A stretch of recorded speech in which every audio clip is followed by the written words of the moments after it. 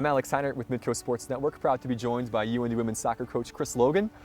Chris, we should be deep into conference season right now, getting ready for the conference tournament in a couple of weeks. Instead, we're still in practice mode. How have things been going for you and the team right now in this weird 2020 season? It's been good. The ladies have been making the most of it. It's definitely a very interesting situation because when we came back for pre-season, officially we were still having a fall. Right. So it was game preparation mode, and then after a few days, obviously there was the announcement to move everything further down the line. But the teams responded really well to it. We had a little bit of a hiatus from soccer just while school started, and then we kind of got back at it, and we're 5 days a week trying to make the most of the good weather right now.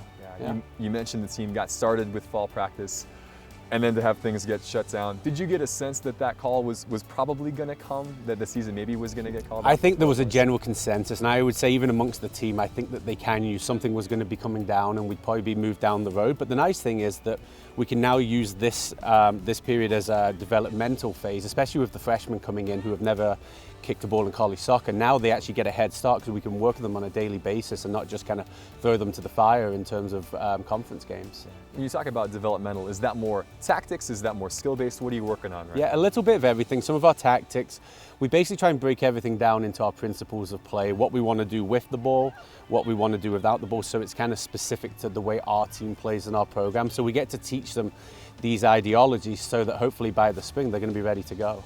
Yeah, that's got to be a huge bonus because so much of this is figuring out where do I stand in this formation, how far away should I be from my defensive partner, etc.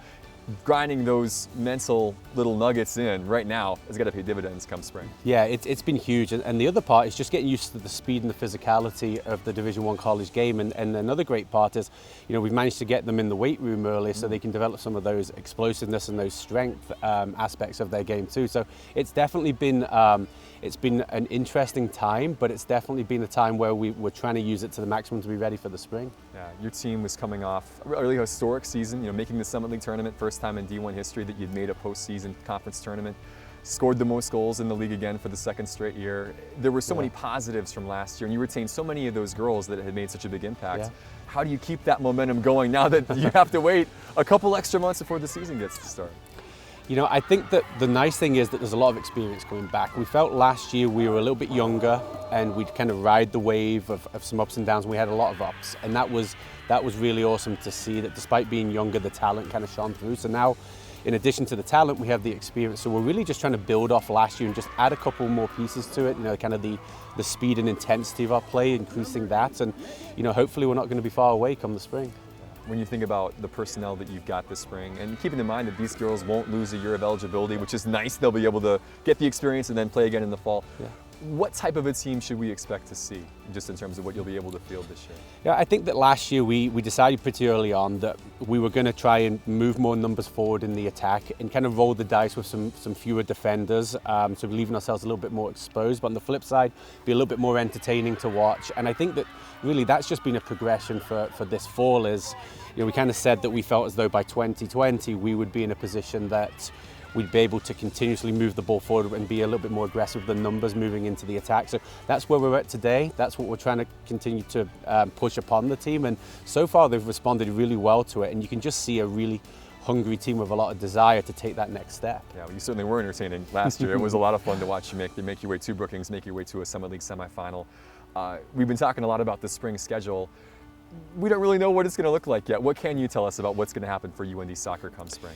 I think that the Summit League's done a good job from what we've seen so far, putting together a very thorough schedule where, we should be able to, we'll have hopefully a decent amount of games, and there'll definitely be a lot of strong competition on the road by the way it's looking so far, the way the matchups are. But I think the nice thing is that it's going to be a very thorough schedule where the teams that do make the postseason are going to be the ones that have fully earned it based on the quantity of games that they're planning right now. Yeah, that's all you can ask for. Right. Fair shake for everybody, for sure. I'll get you out on this. We're both big Liverpool FC fans. Yes. Won the league this past summer after the weird COVID break. Will we repeat this season, Chris?